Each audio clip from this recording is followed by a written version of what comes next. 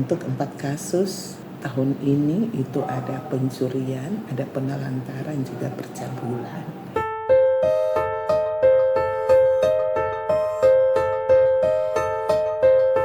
Dinas Pemberdayaan Perempuan Perlindungan Anak Pengendalian Penduduk dan Keluarga Berencana Kabupaten Teluk Bentuni, Papua Barat mencatat kasus kekerasan terhadap anak tertinggi terjadi tahun 2024.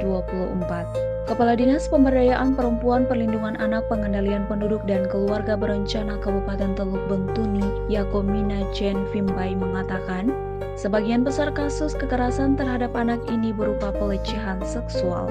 Kalau kasus anak itu tahun lalu 14 kasus dan di tahun ini sampai bulan April itu sudah 4 kasus yang dilaporkan, kemudian itu berurusan dengan polisi sampai di kejaksaan. Menurut Vimbai, kasus kekerasan berupa pelecehan itu sering terjadi di lingkungan tempat tinggal para korban dengan pelaku adalah orang dewasa. Pelecehan terhadap anak itu bukan orang jauh-jauh, orang yang ada di dalam rumah, kemudian ada tetangga yang di pinggir rumah, bahkan ada yang pertalian darah. Masih hubungan keluarga dekat sekali. Ada yang bapak tiri dengan anak tiri, ada om dengan keponakan. Jadi kondisi yang terjadi itu untuk kasus pelecehan atau percabulan untuk anak itu dia lebih kena pelakunya di seputaran rumah, di seputaran lingkungan gitu.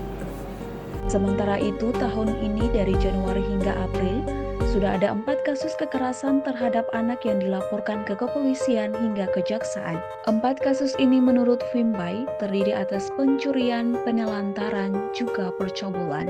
Itu usia di bawah 18 tahun itu yang terjadi. Jadi usia pelecehan itu ada anak SD, ada anak SMP, ada anak SMA, punya di bawah usia Undang-Undang Perlindungan Anak kan yang dikatakan anak itu dari dalam perut itu sampai di bawah 18 tahun. Vimbai menambahkan, selama ini pihaknya telah melakukan berbagai upaya pencegahan di kalangan masyarakat hingga pendampingan terhadap korban kekerasan. Adapun upaya pencegahan yang dilakukan itu berupa melakukan edukasi, penyuluhan, sosialisasi, pemahaman kepada masyarakat. Jadi kami biasa di mana kan di gereja atau dimanapun itu kami terus menghimbau untuk anak-anak harus diprotek diri oleh orang tua. Orang tua dari sejak dini harus memberi informasi kepada anak-anak tubuh mana yang tidak boleh dipegang, walaupun itu bapak sendiri tidak boleh. Jadi ada bagian-bagian tubuh tertentu yang tidak boleh dipegang oleh orang lain. Kalau ada yang memegang itu, segera lapor. Kita memberi penyuluhan sama ibu-ibu, kami selalu tekankan sampai kalau ada pelecehan terhadap anak itu berarti faktor utama ibu itu, karena ibu tidak memperhatikan anaknya dengan baik.